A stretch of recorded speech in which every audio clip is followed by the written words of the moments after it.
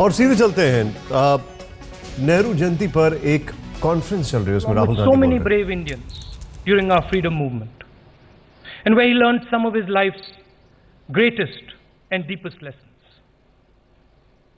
And then I thought, okay, if I can't take them to these places, at least we should all go to Teen Murti House, where he lived, where we could see how much of himself he gave to this country, where we could see how simply Jawaharlal Nehru lived. But this, unfortunately, is a two-day conference.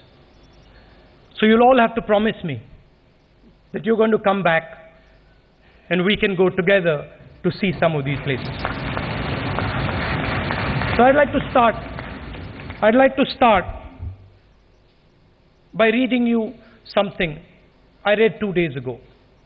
Something that shows you a little bit about Jawaharlal Nehru. This comes from his will and last testament. I have been attached to the Ganga and Yamuna rivers in Allahabad ever since my childhood. And as I have grown older, this attachment has also grown. The Ganga, especially, is the river of India, beloved of her people.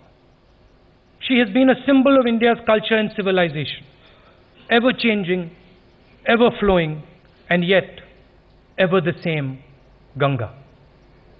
She reminds me of the snow-covered peaks and the deep valleys of the Himalayas, which I have loved so much, and of the rich and vast plains below, where my life and work have been cast.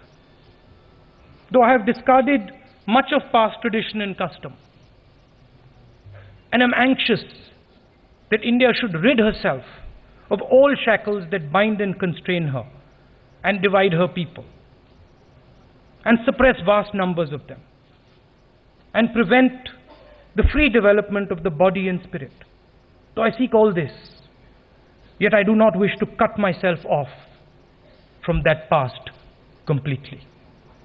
I am proud of that great inheritance that has been and is ours. And I am conscious that I too, like all of us, am a link in that unbroken chain which goes back in the dawn of history, in the immemorial past of India.